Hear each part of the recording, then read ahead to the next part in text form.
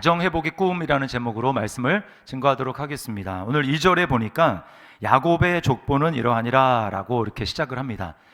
보통 족보하면 뭐가 나오죠? 그러니까 누가 누구를 낳고 하면서 이름이랑 계보가 쭉 이렇게 나옵니다. 그런데 야곱의 족보는 이러하니라 라고 하는데 계보가 나오지 않고 뭐 아무것도 안 나와요. 그러면서 이제 요셉은 이랬고 뭐 다음에 형들은 이랬다 이렇게 이야기를 합니다. 이제 문맥을 따라서 이 말을 다시금 번역하자면 야곱의 자녀들은 이러하니라 라고 하는 정도가 됩니다.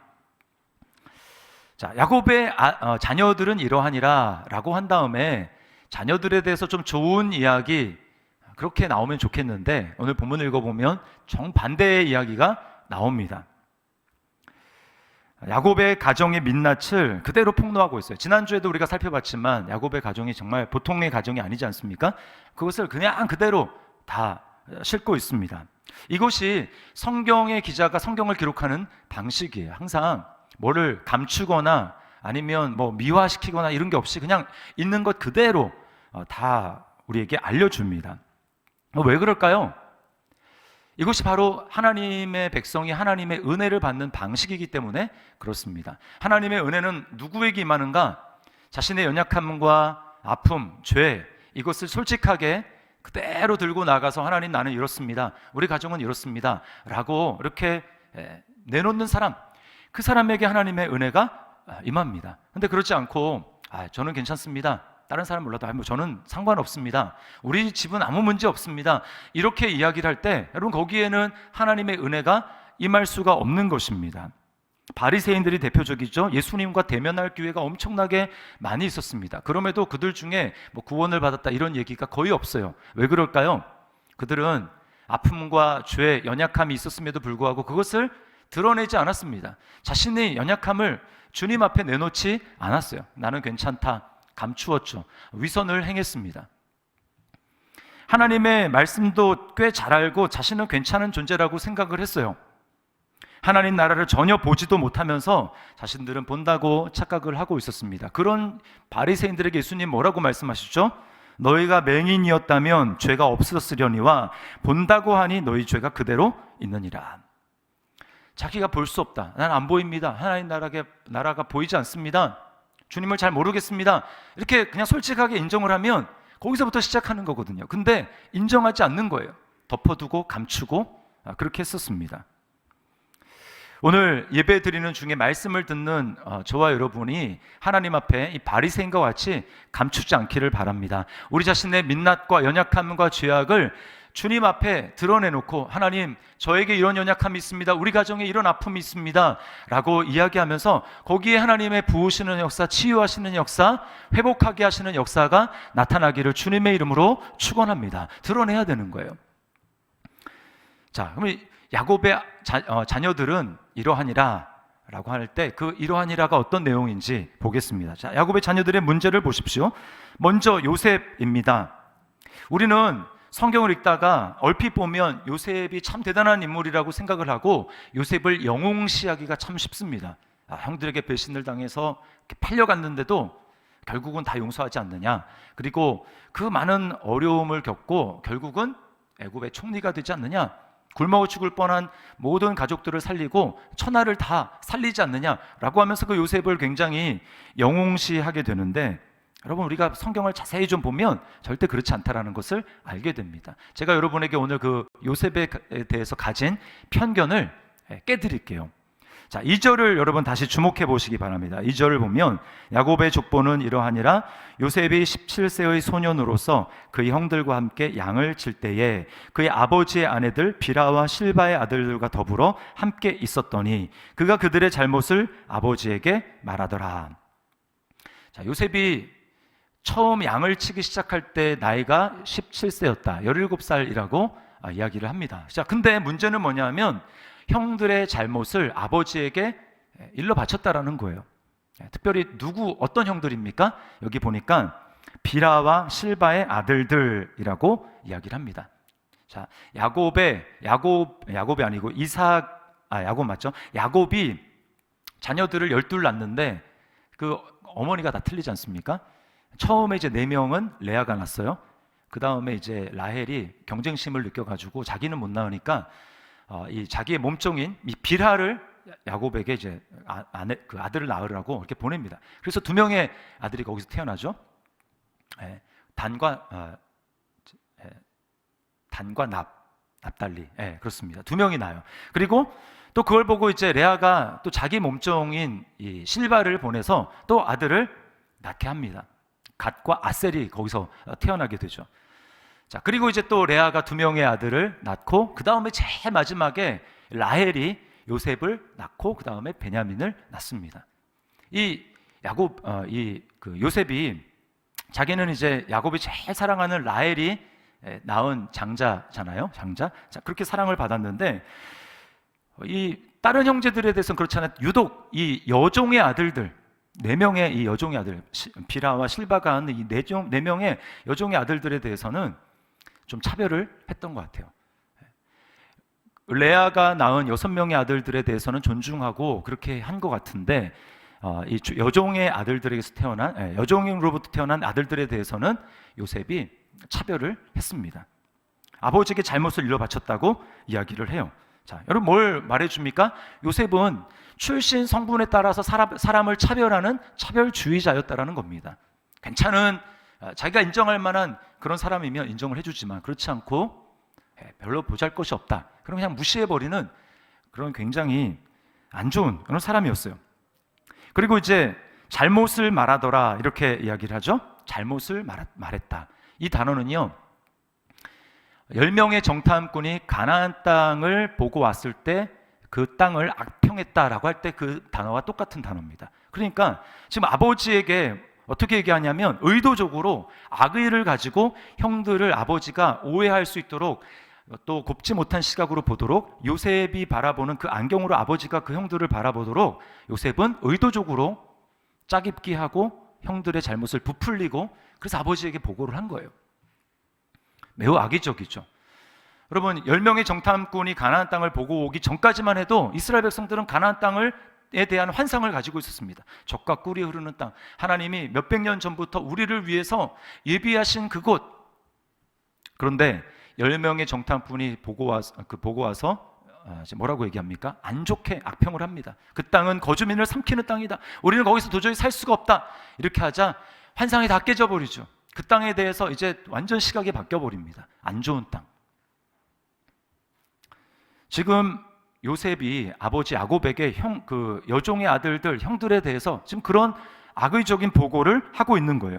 잠언 말씀에 보면 이 단어를 중상이라는 말로 썼습니다. 중상모략. 아시죠? 중상모략. 그러니까 요셉이 아주 나쁜 거예요. 그 결과 요셉은 아버지로부터 무엇을 얻습니까? 네, 완전한 확신과 지지를 받게 되고 그리고 채색 옷을 아버지로부터 선물 받는 거예요. 채색 옷. 성경에 보면 이 채색 옷은 뭐냐? 왕들이 입는 왕족의 옷입니다. 왕족의 옷. 요셉이 그 옷을 입은 거예요. 이제 왕이 된 거죠. 요즘으로 얘기하면 요셉만 샤넬 남자 브랜드도 그 옷이 있는지 잘 모르겠는데 어쨌든 샤넬 그 브랜드에다가 막 다이아몬드 박힌 거 막 이런 거 입은 거예요. 요셉만. 형제들은 노브랜드 옷을 입고 요셉만 그런 특별한 대우를 받는 것입니다. 그뿐이 아니에요. 처음에는 요셉이 형들과 함께 양치는 현장에 나갔는데 점점 요셉만 열애가 됩니다. 그래서 나중에 형들이 저 멀리 이 세겜으로 더 위로 도단으로 양을 치러 올라갈 때 요셉은 집에 있었어요. 그래서 아버지가 요셉 보고 심부름 시키지 않습니까? 형들이 잘 있나 보고 와라. 이게 뭘 얘기해 주는 거예요? 요셉은 열애.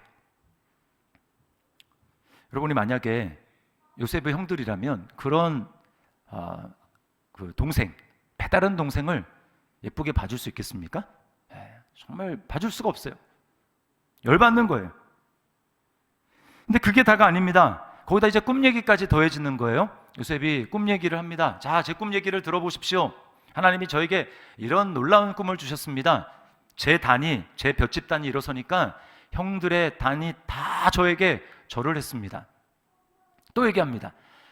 제 별이 일어나니까 해와 달 그리고 11별이 전부 다 저에게 절을 했습니다. 이렇게 이야기를 합니다. 여러분, 이 고대 시절에 이 당시에 꿈은 하나님의 계시의 수단이었어요.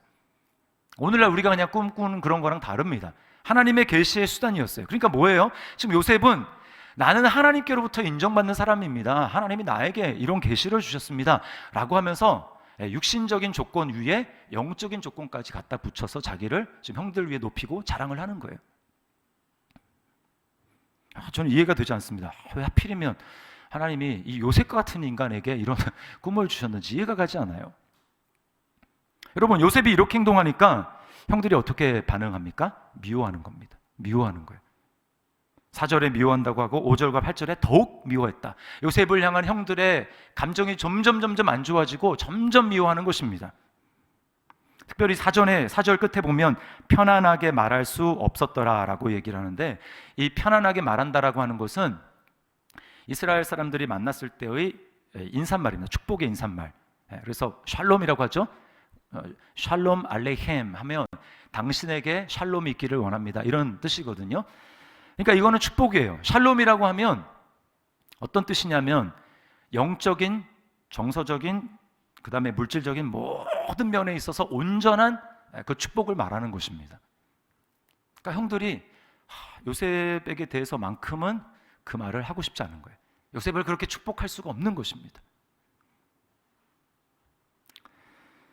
요셉만 뺀 채로 형들이 양을 치러 이제 저 멀리 가기 시작합니다. 아버지가 이제 요셉에게 심부름을 시키죠. 너 형들이 잘 있는지 보고 와라. 요셉이 이제 가는데, 여러분, 제가 만약에 요셉 입장이라면 그 분위기를 알지 않습니까? 형들이 자기에 대해서 정말 심상치 않은 그런 분위기를 느끼죠. 그러면은 미움을 덜 살려면 무슨 옷을 입어야 되겠습니까? 샤넬에 이 다이아몬드 박힌 거 입으면 안 되잖아요, 그렇죠? 형들은 지금 그 땡볕에서 수고하고 있는데 어떻게든 형들이랑 좀 섞이려면 어떻게 해야 됩니까? 자신을 겸손하게 옷도 작업복 같은 걸 입고 그렇게 가야죠. 근데 요셉은 어떻게 합니까? 그 아버지가 사준 채색 옷, 이걸 입고 가는 거예요. 무슨 마음입니까? 나는 형들이랑 같이 노가다 할 그런 사람이 아니다 라고 하는 거죠. 멀리서 그 채색 옷을 입고 오는 요셉의 모습을 형들이 발견합니다. 잠시 동안은 입고 있었는데, 안 봐서 입고 있었는데, 그 요셉의 채색 옷을 딱 보는 순간 마음속에 막 다시 분노가 일어나는 거예요. 분노가. 그래서 어떻게 합니까? 죽이자. 아마 그 여종의 아들들이 더 많은 서러움을 당했기 때문에 죽이자고 앞장을 섰어요. 근데 이제 형제들 간에서도 의견이 분분합니다. 뭐 죽일 것까지 있냐? 아마 그 레아의 아들들이 그렇게 얘기를 했겠죠. 죽일 것까지 있냐? 그래서 옷을 벗기고 요셉을 구덩이에 쳐놓고, 그리고는 나중에 이집트로 가는 이스마엘 상인들에게 돈 받고 요셉을 팝니다. 그리고는 요셉의 채색 옷에 짐승의 피를 묻혀서 아버지에게 보여주죠. 32절 끝에 이렇게 말을 합니다. 아버지 아들의 옷인가? 보소서. 아버지의 아들. 무슨 말입니까? 요셉이요, 아버지의 아들일지는 몰라도 우리 형제는 아닙니다. 우리 동생은 아닙니다. 아버지의 아들의 옷. 이렇게 이야기를 합니다. 여러분, 우리는 이 요셉의 모습을 보면서 형제들의 행동에 충분히 공감을 하게 됩니다. 저라도 아마 그랬을 것 같아요. 형제들이랑 크게 다른 행동을 하지 않았을 것 같습니다. 그럼에도 불구하고 여러분, 이 동생을 종으로 팔아버린 이 형들의 행위가 정당화될 수 있습니까? 그럴 수는 없어요. 아무리 믿다 할지라도 여러분, 이건 인신매매 아닙니까? 돈 받고 판 거, 동생을 인신매매한 거예요. 죄를 지은 것이, 잘못을 한 것입니다. 여러분, 이것이 야곱의 아들들의 모습이었어요. 야곱의 아들들의 모습은 이러하니라. 죄인인 인간의 연약함입니다. 자, 여기서 문제는 뭐냐? 이런 가정 안에 있는 안타까운 문제, 연약함, 이것이 대물림된다라는 거예요. 한 세대에서 끝났으면 좋겠는데 다음 세대로 대물림 된다라는 것입니다. 자녀를 교육하는 그 교육학에 항상 빠지지 않고 나오는 말이 있는데요, 여러분도 들어보셨을 거예요. 문제아는 없다, 문제 부모가 있을 뿐이다 라는 말을 하게 됩니다. 여러분, 그 말은 제가 생각하기에 거의 진리에 가까운 것 같아요. 오늘 야곱의 가정에 아들들에게 나타나는 문제는 그 근본을 따지고 가면 뭐가 문제입니까? 야곱의 문제죠. 야곱이 요셉만 사랑하니까 거기서 나타나는 문제였어요. 3절을 다시 읽어보겠습니다. 우리 같이 한번 읽어볼까요? 시작. 요셉은 노년에 얻은 아들이므로 이스라엘이 여러 아들들보다 그를 더 사랑함으로 그를 위하여 채색 옷을 지었더니. 야곱의 편애는 사실 이번이 처음이 아니었습니다. 그 이전에 상처를 이거보다 더 크게 받은 적이 있어요. 야곱이 이제 이룬 모든 부와 또 자녀들을 데리고 외삼촌의 집에서 나오게 될 때, 나오자마자 그 앞에 딱 가로막고 있는 위험이 뭐였습니까? 에서죠. 형 에서. 형 에서가 20년 전에 그 상처를 잊지 못하고 이를 부득부득 깔면서 400명의 군사를 이끌고 온다라는 소식을 야곱이 듣습니다. 너무 무서웠어요. 그래서 어떻게 합니까? 야곱이 꾀를 내죠. 자기에게 있는 이 짐승을 떼를 나누기 시작합니다. 그래서 한 떼, 두 떼 이렇게 보내는 거예요. 그래서 만약에 그 앞에 부분에서 위험을 당하면 이제 도망치려고 뒤에서, 그때 여러분 사람도 차별해서 나눕니다. 야곱이요. 제일 앞에 에서와 제일 가까운 그 제일 앞에 누구를 세웠을까요? 여종의 아들들입니다. 여종과 여종의 아들들, 네 아들을 제일 앞 세웠어요. 그 다음에 그 뒤에는요?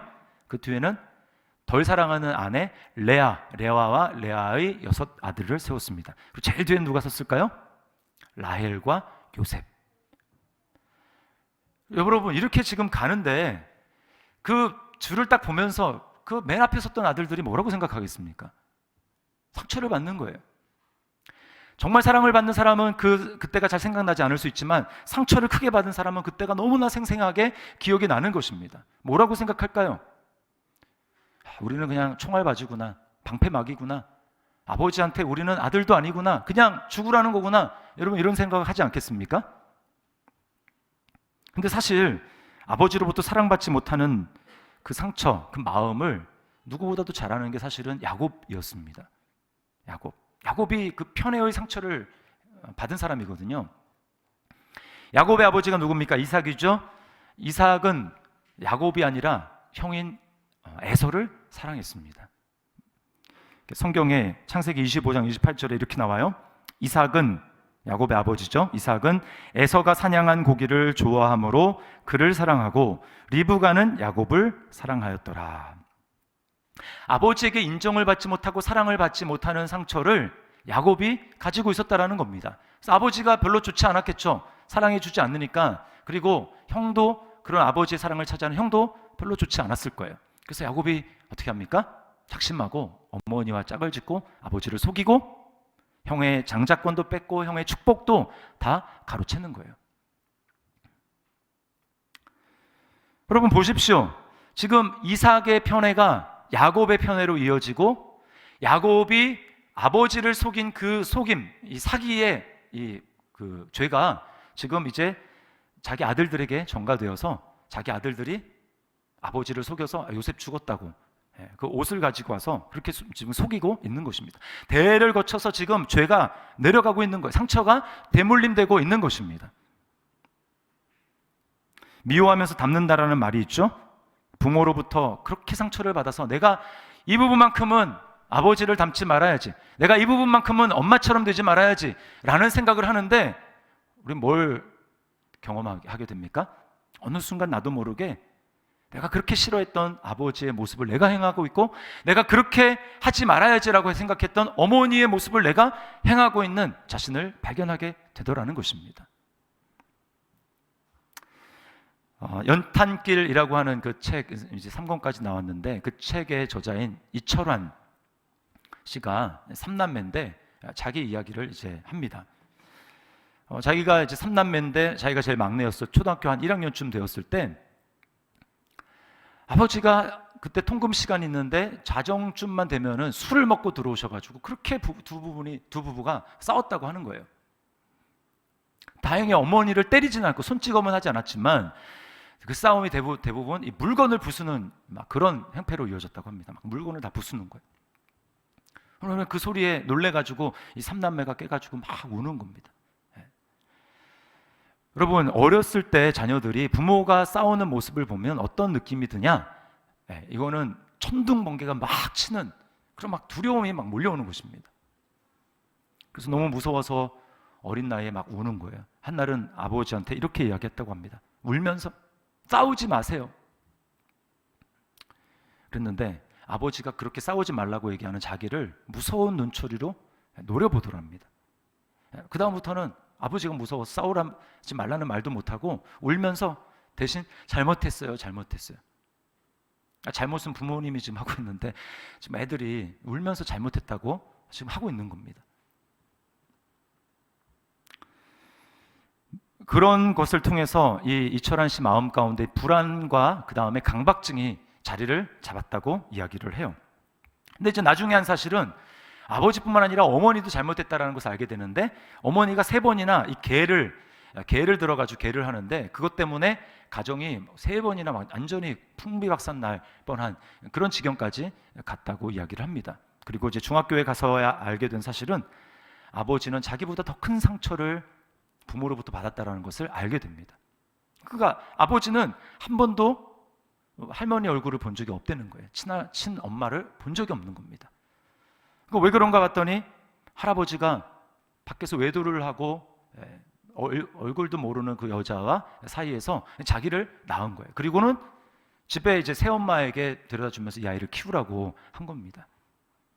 여러분, 그러니까 사랑을 받고 자랐겠어요? 엄마에게 맨날 매맞고 학대당하고 눈이 오는 날이면은 맨발로 밖에다가 이렇게 내쫓기기도 하고 막 이런 학대와 매맞음, 이런 서름을 당하며 상처를 받으면서 그 마음속에 상처를 먹고 괴물이 자라고 있었던 것입니다. 이철환 씨가 이렇게 이야기를 하더라고요. 그 괴물은 무의식 속에만 머무는 것이 아니라 적절한 조건이 맞으면 의식 밖으로 나와서 우리를 조종합니다. 그러니까 이 아버지가 준 상처, 아버지에게서 나오는 그 괴물 같은 모습을 보면서 이철환 씨가 상처를 받았는데 어느 순간 그 상처를 먹고 자신 안에도 괴물이 자라는 것을 발견하는 거예요. 그래서 결혼해가지고 어느 날 아내와 대판 싸웠다고 합니다. 대판 싸우는데 저 먼발치에서 막내 아이가 막 두려워가지고 우는 모습을 자기가 발견했다고 이야기를 합니다. 대물림 되는 거예요. 여러분, 이런 아픈 대물림의 역사가 이철환 씨만의 이야기입니까? 야곱의 가족에만 일어나는 이야기입니까? 아니죠. 저와 여러분의 가정 가운데도 그대로 지금 경험하고 있고 그렇게 살아가고 있는 것입니다. 어떤 가정에는 폭력과 분노가, 어떤 가정에는 술과 도박이, 어떤 가정에는 우울증, 이런 것들이 대물림 자녀들에게 대물림하는 거예요.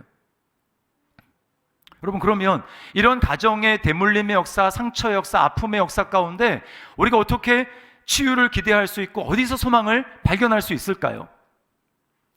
그것은 오늘 본문을 자세히 읽어보면 이 요셉에게 주셨던 하나님의 꿈에서 우리는 그 소망을 발견하게 됩니다. 여러분, 요셉의 꿈이 아니에요. 가끔 어떤 설교를 들어보면 우리가 하나님 앞에 비전을 가져야 된다, 꿈을 가져야 된다라고 이야기를 하면서 이거 마치 내가 하나님 앞에 갖는 꿈이라고 생각을 하는데 그게 아닙니다. 하나님이 요셉에게 주신 하나님의 꿈이에요. 하나님의 꿈. 내가 꾼다고 꾸어지는 그런 꿈이 아닌 것입니다. 근데 다 오해했어요. 이 꿈을 오해했습니다. 요셉은 어떻게 오해했습니까? 이거는 내가 지금보다 더 높아진다라는 꿈이구나. 모든 사람 위에 군림하고 내가 왕처럼 다스린다라는 꿈이구나. 정말 꿈이 참 좋구나. 이렇게 생각을 했습니다. 그렇게 받아들였기 때문에 형들도 그 꿈을 들었을 때 기분이 좋지 않고 미워한 거예요. 다 오해했습니다. 그러나 요셉에게 주셨던 하나님의 꿈은 그런 꿈이 아니었어요. 무슨 꿈입니까? 우리 성경 읽어봐서 알죠? 어떻게 됩니까? 그 야곱의 가정을 온전히 구원하시고자 하는 하나님의 꿈이었어요. 첫 번째는 그들을 굶주림으로부터 그들의 생명을 구원하고자 하는 하나님의 꿈이었고요. 거기에서 멈추지 않고 하나님의 더 큰 의미는 무엇입니까? 그렇게 문제가 많고 상처가 많은 가족인데 그 상처를 하나로 하나님이 묶으셔서 상처를 치유하시고 그 가정을 회복시키시는 하나님의 원대한 꿈이 들어져 있었던 것입니다. 이 요셉의 꿈이 펼쳐지는 과정 가운데 어떤 역사가 일어나죠? 어떤 치유 역사가 일어납니까? 먼저 요셉을 보십시오. 아버지의 이 사랑만 믿고 교만하고 아나무인으로 행동하던 요셉, 하나님이 어떻게 하십니까? 낮추십니다. 요셉을 낮추세요. 요셉이 30세가 돼서 국무총리가 되죠. 애굽에. 그건 17세니까 몇 년이라는 기간이 13년이죠. 13년. 13년 동안 하나님은 요셉을 그냥 빡빡 굴리십니다. 네가 그렇게 잘났어? 라고 하면서 하나님은 요셉에게 낮아지는 훈련을 시키는 거예요. 겸손의 훈련. 요셉은 자기가 왕의 옷을 입고 왕인 줄 알았는데 하나님은 요셉을 어떻게 하십니까? 종으로 팔려가게 하십니다. 종으로 팔려가게 해서 거기서 보디바르의 집에서 종으로, 그 다음에 또 억울하게 누명을 써서 이번에는 감옥으로 들어가서 거기서 그냥 팍팍 낮게 기게 만드세요. 겸손의 훈련을 하게 하는 거죠. 형들은 어떻습니까? 형들에게는 하나님이 죄책감을 주시는 거예요. 아무리 미운 동생이지만 팔고 나니까 마음속에 막 죄책감이 몰려오는 것입니다. 그렇게 하면 안 됐었던 것인데. 아버지가 슬퍼하는 모습을 보면서 처음에는 미워하는 아버지, 그래 이렇게라도 복수해야지 라고 생각했을지 모르는데 마음속에 죄책감이 막 드는 거예요. 13년 동안 요셉의 형들은 그것을 후회하면서 하나님 앞에 회개하면서 가슴을 쳤습니다. 그걸 어떻게 아느냐? 나중에 이제 요셉의 동생이 있지 않습니까? 또 한 명의 라헬이 낳은 요셉의 동생 베냐민을 대하는 형들의 태도가 달라집니다. 야곱의 편에는 그대로 계속됐어요. 이제 요셉에게서 베냐민으로 옮겨졌을 뿐입니다. 그런데요, 요셉의 형들이 이제 베냐민을 대하는 태도가 달라졌어요. 성경을 읽어보면 나중에 그 베냐민을 자신의 동생으로 여기면서 베냐민을 지키려고 하는 형들의 모습을 보게 됩니다. 달라졌어요. 형들이 회개합니다. 야곱은 어떨까요? 야곱에게 편애가 문제 아니었습니까? 편애. 요셉 절대로 요셉을 못 놓는다라고 했었는데 이제 그 요셉에서 베냐민으로 바뀌었죠. 베냐민을 결국은 야곱이 놓게 됩니다. 총리가 된 요셉에게 가서 이제 식량을 다 얻어올 때 요셉이 이 형들을 알았죠. 형들을 알아보고 스파이로 이제 몰아가기 위해서 이제 베냐민이 있다라는 걸 알고 그 다음에 올 때 베냐민을 데리고 오지 않으면 양식을 얻을 수 없다 이렇게 이야기를 하지 않습니까? 그래서 이제 베냐민을 이제 양식이 다 떨어서 다시 이제 요셉을 찾아가서 양식을 구해야 되는데 베냐민을 데리고 가는데 아버지가 베냐민을 절대로 못 데려간다는 거예요. 아버지가 없을 때 요셉이 어떤 일이 일어났습니까? 자기는 지금 죽은 줄 알고 있잖아요. 요셉이 죽었는데 너희들과 함께 또 요셉 베냐민을 데리고 가면 또 그런 일이 있을까봐 베냐민을 절대 안 놓아주는 거예요. 그러나 여러분 안 낳아주고 백입니까? 야곱이 결국 뭐라고 얘기합니까? 내가 자식을 잃게 되면 이르리로다. 비로소 내가 붙들고 있는 나에게 의미를 준다고 생각한 그 사랑했던 대상 그거를 내려놓는 거예요. 여러분 이 놀라운 변화가 모두 요셉에게 주신 하나님의 꿈 때문에 일어나게 되는 것입니다. 그러면 우리는 이렇게 생각할 수 있어요. 저는 그런 꿈을 꾼 적이 없습니다. 무슨 소용이 있습니까? 저랑 무슨 상관이 있습니까? 라고 이야기할 겁니다. 여러분 그런데요, 하나님이 요셉에게 주셨던 하나님의 꿈은 누구를 통해서 온전히 성취됩니까? 예수 그리스도를 통해서 온전히 궁극적으로 성취되는 거예요. 요셉을 보십시오. 요셉은 자신이 잘못 행동한 자신의 잘못 때문에 형들에게 미움을 사서 종으로 팔려가서 아버지 집을 떠나게 되지 않습니까? 그러나 예수님은요, 예수님은 잘못이 없고 죄가 하나도 없으심에도 불구하고 스스로 우리를 사랑해서 우리 죄를 위해서 아버지의 품을 떠나 이 세상에 오셨습니다. 요셉은 13년 동안 이런저런 많은 고난을 당하고 환난을 당하고 박해를 받았지만, 학대를 당했지만 죽지는 않았죠. 그러나 예수님은 어떻습니까? 우리를 위해서 자신의 생명을 십자가에 내어 주셨어요. 그 죽음은 어떤 죽음이었습니까? 우리를 살리려는 예수님의 죽음이요, 하나님과 우리 사이에 샬롬이 없는 그 샬롬을 우리에게 주시기 위해서 예수님이 십자가에 죽으신 것입니다. 에베소서 2장 14절 말씀 우리 같이 한번 읽어보겠습니다. 시작.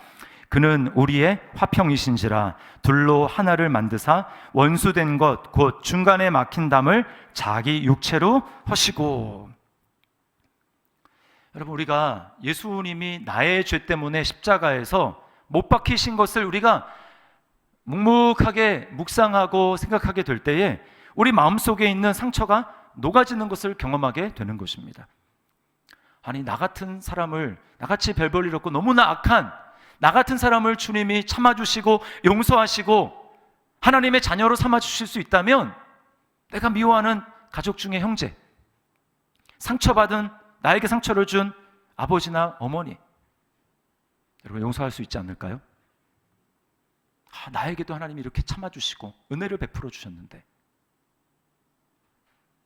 그 주님의 십자가에 달리신 주님을 바라보게 될 때, 여러분 형제들이 만약에 요셉이 왜 그렇게 고난을 당했는지, 13년 동안 무슨 일이 요셉에게 있었는지를 형들이 안다면 여러분 요셉을 더 이상 미워할 수 있을까요? 미워할 수 없는 거예요. 주님이 우리를 위해서 하신 그 십자가의 그 일을 우리가 곰곰하게 묵상하게 될 때 우리 안에 나만 생각하는 그 편애는 자기 중심으로부터 나오는 거죠. 나만 생각하는 그 편애가 무너지게 되는 것이고, 또 누군가를 향해서 정말 죽이도록 미워하고 싶은 그 마음이 녹아지게 되는 것입니다. 그리고 내가 잘났다고 생각했던 그 교만한 마음도 다 눈 녹듯이 사라지는 거예요. 이것이 바로 십자가가 우리에게 주는 능력이요, 십자가 안에서 이루어진 하나님의 꿈인 것입니다.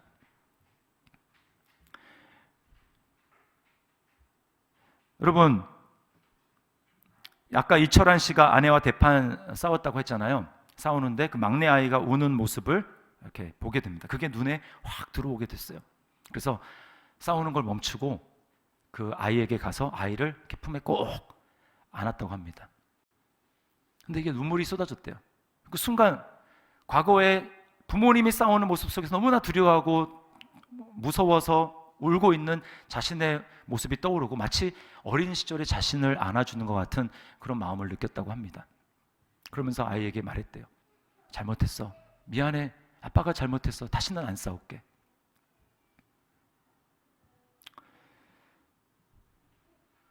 여러분, 저는 이게 하나님의 은혜라고 생각을 합니다. 하나님의 은혜.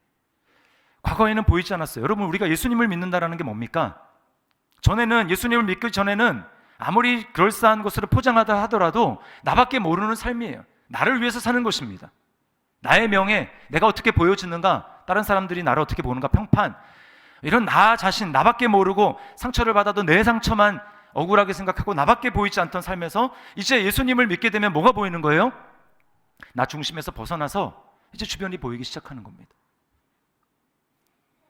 내가 제일 불쌍하고 내가 제일 상처를 받은 줄 알았는데 아니구나. 나 때문에 지금 내 자녀가, 나 때문에 내 배우자가 지금 상처를 받고 있구나 라고 하는 게 비로소 눈에 들어오는 겁니다. 이게 하나님의 은혜예요. 그러면 소망이 있습니다.